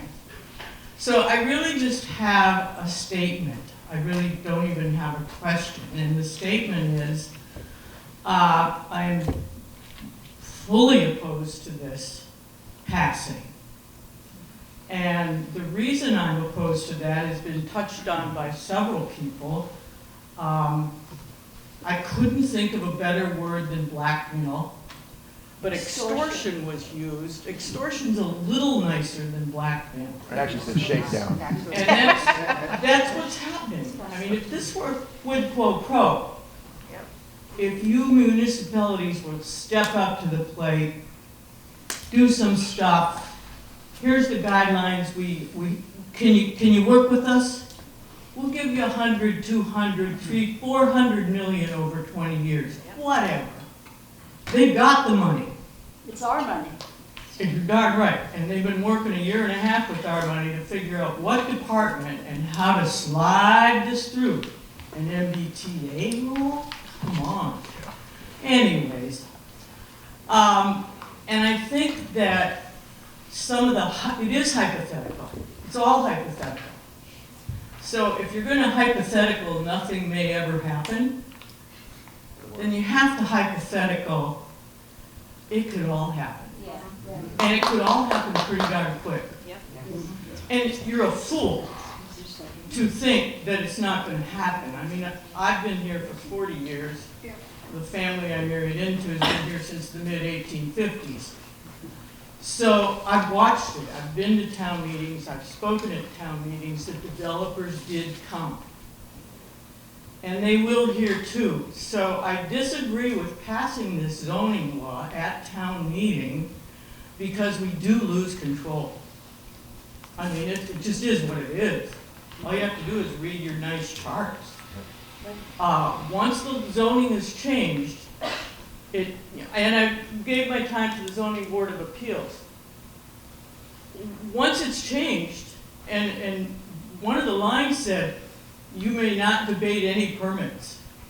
It wasn't quite the wording on the chart, but I went, yeah, that'd be right. Yep, you lose. It's worse than a 40B. Yes. And I worked on 40Bs. It just opens the gate. So for you guys with your headphones on, you did a great job.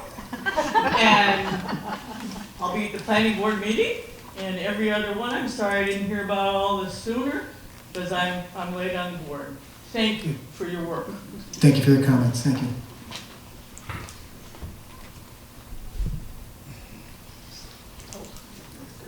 She's been waiting for a while. Steve, up front here. Oh, yes, I'm sorry. Go ahead. Hi, my name is Nancy Shine, and I'm at 840 King Street. I'm also on the Disability Commission for Duxbury. So one of the questions is a really detailed issue, but it had to do with the numbers of parking spaces that were in the zoning. Excuse me, could I ask her to speak up because we can't Sure. hear her? I'll go to a microphone maybe. Thank you. Can you hear? Yes. Yep, that's better. I'm Nancy Shine, 840 Keene Street in Duxbury. I'm also a member of the Disability Commission in Duxbury. So I'm asking about the numbers that were in, I think they were in the zoning amendment, but in any event, I saw it in a lot of the material. It had to do with the parking, first of all, of disabled parking, basically and I didn't know if it included it or if it referred to it, but I also saw there were numbers of parking per unit. I think it was 1.5 cars per, and it is, that detail is in the law. But does it have any conflict or anything to do with the disability requirements? Because it also refers to the zoning bylaws of the town of Duxbury, which also refer to the disability laws of the state of Massachusetts, which have very specific requirements regarding parking. But it also gets me to a second piece, which was accessibility. And I think you mentioned the issue of 3 and 4 stories. Has to be an elevator, does it? I didn't think there was. So the 4-story will have an elevator. Okay, but that, my first point was really the parking issue. I'm concerned about that because if there are people who have disabilities or friends and family that have disabilities, the parking issue is addressed by state and federal law. And I don't know if the 1.5 does it. Those control. They're- State and federal law will control. They will control, good. That's what I was If only we curious. had that power. I know, well, that's a biggie right there, thanks.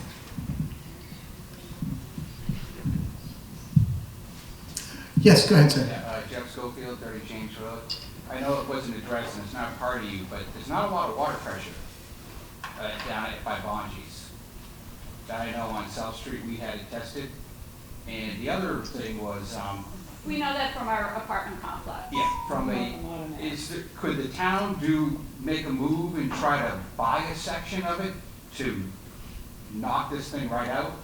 Not enough to purchase all of it, but enough of it to cut the numbers down drastically.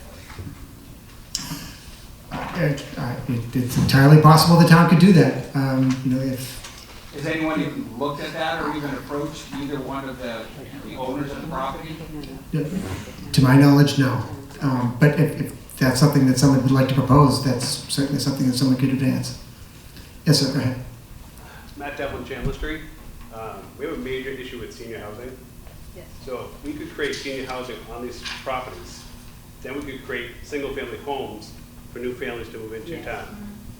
This is where the town should be focused. Yes. Like, we have lots of focus for this MBTA thing. The MBTA rule, I've been following it across the state. I'm in development. I am an electrician by trade. I've spent a lot of time with my friends who are attorneys going through this. Brian, we talked the first night when I saw you. There's major issues with this. These are nationwide developers. They are not your little town developers coming in to build these units. They don't care about us. It's a minimum of 15 units per acre. What's the max? I'm sorry? What's the max? Oh, we are, the minimum here is also the maximum. So the state has expressed it as a minimum of 15 units per acre. And that's what we've established as our threshold. But where's that in writing? I'm sorry? Where's that in writing? It's in the bylaw. I didn't see that in the bylaw. In the zoning, Is it in there? the handout. Okay. The one they're proposing, I believe. This one. And the state's going to accept that? Well, we will submit it to the state, provided it passes. If it passes, I'm sorry? Before or after voting? We'll submit it after, well, again. Okay, so it'll- after voting, you're gonna submit it, and We then the would, state can come back. provided it passes. You can put 50 units per acre. No, we can't, unless it's amended on the floor of town meeting. We can't amend what you see in the bylaw right now. I was told that the state has full control once we pass some zoning. Yes, What do you mean by full control? They dictate what they do want. what they want. We lose all rights. I'm not sure I understand. I think he's saying that if we send 15 over max, I don't want to put words in your mouth. 15 minimum. Minimum and max on, we think. The gentleman is saying the state could amend that and change the number. Is that what you're saying? That would have to be a change to the MBTA law.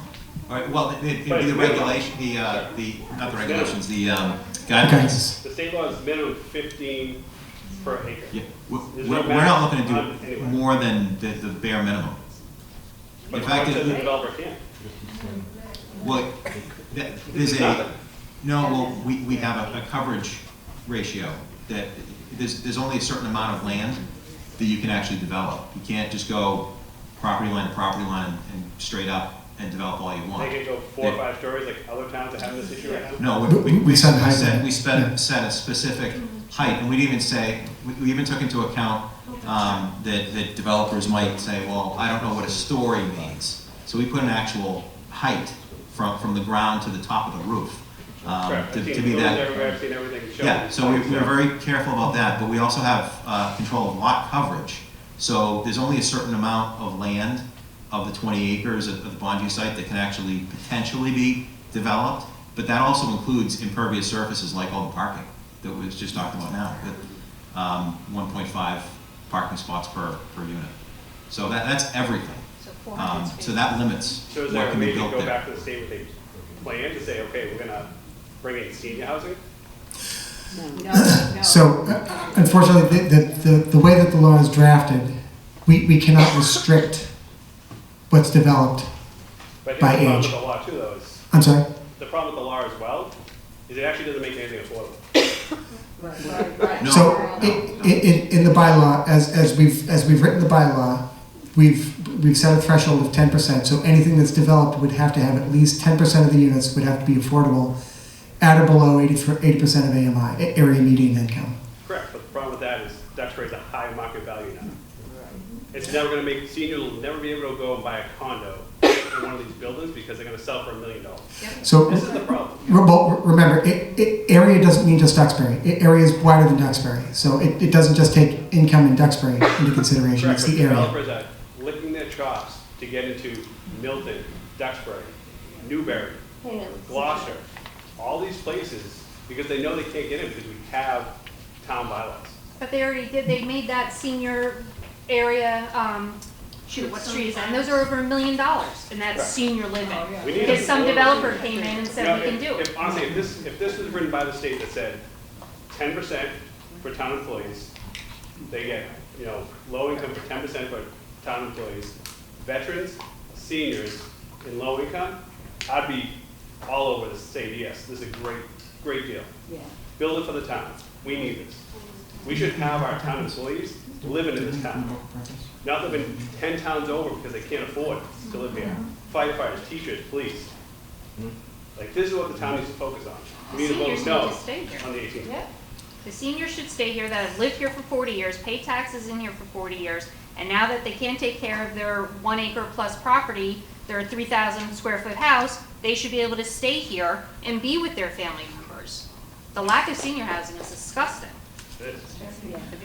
But it's another issue with this MBTA law. In the MBTA law, there's no allotment for elderly.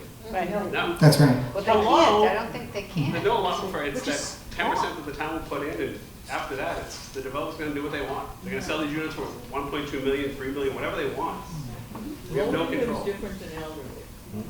And to that point, Sue Shortman, Automav again, the 1.5 cars.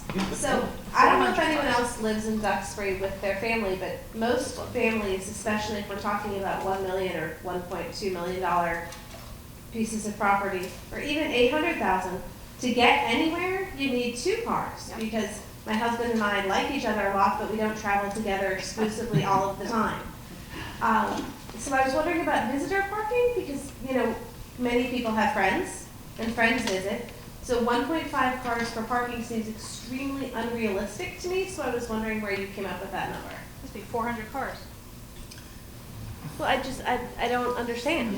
The, Because there's not, public transit here or the MBTA doesn't come to Duxbury that, if you wanted to go to the grocery store, you could hop on the train like Boston. Yeah. And you think that traffic Again, is that way? So I can address the public transit piece, and Ted, if you wanted to talk about the parking.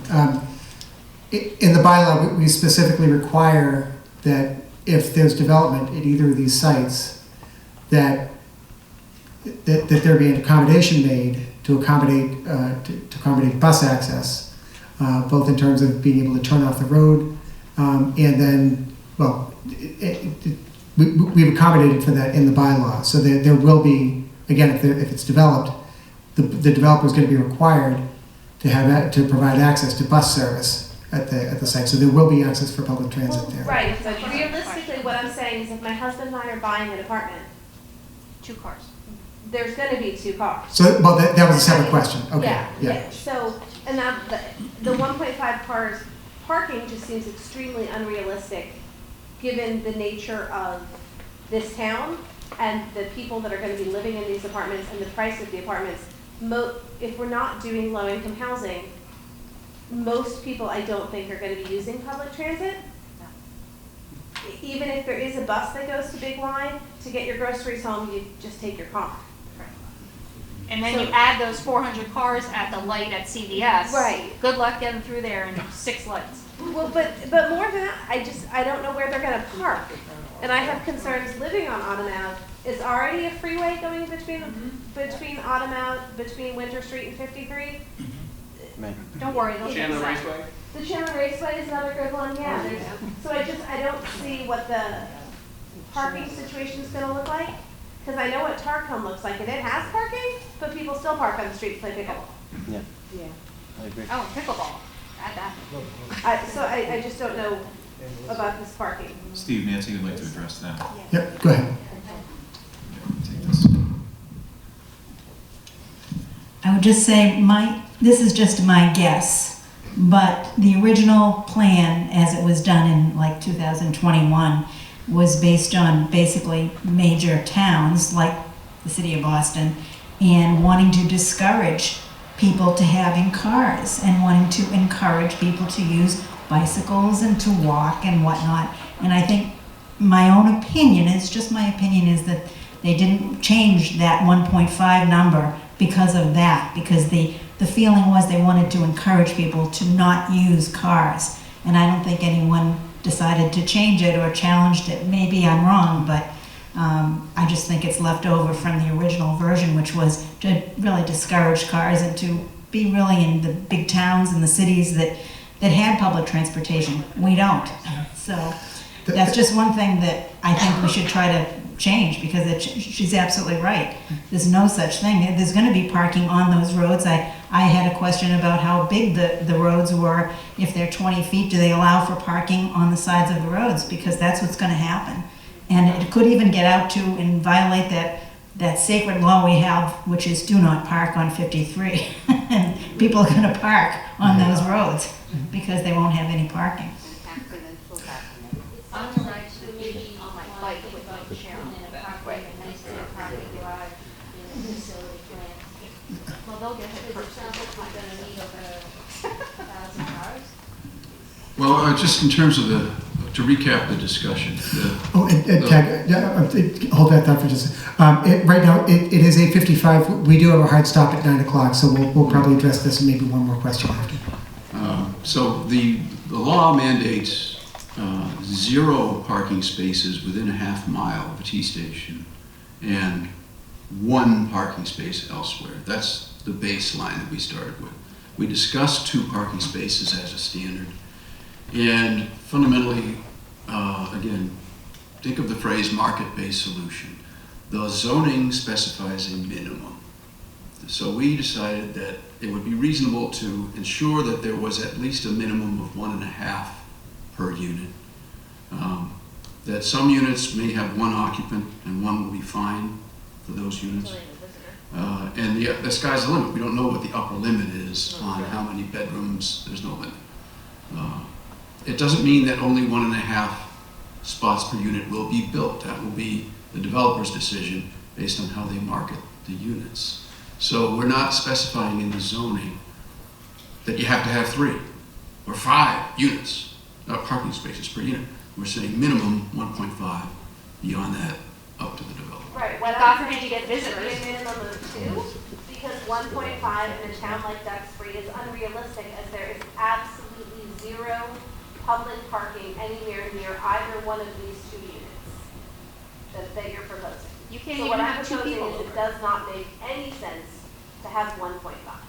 We don't even want more than 1. I don't even want 1 car drive. I live on Old Farm Road, James Wallace, Old Farm Road. My kids walk up and down there, and they did walk to Chandler because I was not paying for the bus. And I'm telling you right now, I sat at the meeting at the library, and the minimum was 1 car per unit. I would be fine with that. I'm not even fine with this whole thing, but I'd be fine with that 1 car. And I think the committee voted on 1.5. Why? So the developer can sell it for more, that parking spot's worth $200,000 more. Yep. I want my kids safe. I want to put people who live in this town in homes. I want to support the fire department, the police department, the DARE program, so people aren't on heroin. People are getting good jobs, moving on, in and out of the city, giving back to the stores and the restaurants. I'm not for it. I'm sorry. I appreciate your time. I'm just not for it for many reasons. And you know what? They want to take the MBTA, and we want them to send the GATRA up. Give them a half a spot per unit. Why do I care how many units that they have? It's like we have to do the bare minimum, and it was 1, and it was agreed on 1.5. Why are we giving them more than we need to? I just was concerned that there'd be parking actually on your street and mine. By the time Right, well, there already is, and it's a speed trap. Because these people, But you don't when they know have for. people to come visit, where are they gonna park? Right. So, what was the answer to the 38 apartments that that lady was talking about? Were those 38 apartments on Kingstown Oh, Lane? yeah, right, yeah, thank you for reminding me. Those are not included in either of the overlays that we're proposing. But can they be taken out of the existing overlays as a dense housing number? If they're not included in either of the overlays, they can't be included as, we can't get credit for them like I we know, get but we credit for them. haven't finished you. I mean, we're not done yet, right? I'm sorry? We're not done yet? This is just, The map and the bylaw, they've been finalized for the vote, so what you see in the bylaw right now and the maps that we presented here, this is what you're gonna be voting on in November. And that one property, was it Bay Road or whatever, that's up for sale, that was determined not to be used. Miramont? Are you talking about Miramont, yeah. That was determined not to be used because of what reason Here's the again? votes. Sorry? Here's the votes. You put something on that side of town, it's gonna change. Yes. But what I want to know from their mouths, what was it the roads weren't compatible? What was the reasoning for it? Oh, why wasn't Miramar, was that considered as a spot, and why was that rejected? That question's answered on this pamphlet with the blue. I know that was one specific question. Yes. It's something to do with the seawater, too I want close, to hear flooding. what they Okay. said. Yeah. What was the road issue with it? Well, that's just it. The road access that you have down there, it's much less, it can accommodate much less volume than either of the other two roadways, either 53 or 3A. Even though it's closer to the train station. I understand it's closer to the train station, but it's also a matter of the And when road I travel access that there, too. road, I maybe see one car versus when I travel 53. Or Chandler on Beach Street. Those are long, narrow, winding roads to get to the highway. They're not gonna go to Kingston and then get on the highway. They're gonna cut through Yes, they are. Chandler Street. So they're killing Chandler Street. Yep. So, Talladega recently. so we're at 9 o'clock right now, so I wanted to make sure, thank you everybody for coming out. Thank you for your comments, thank you for your questions. It was very helpful.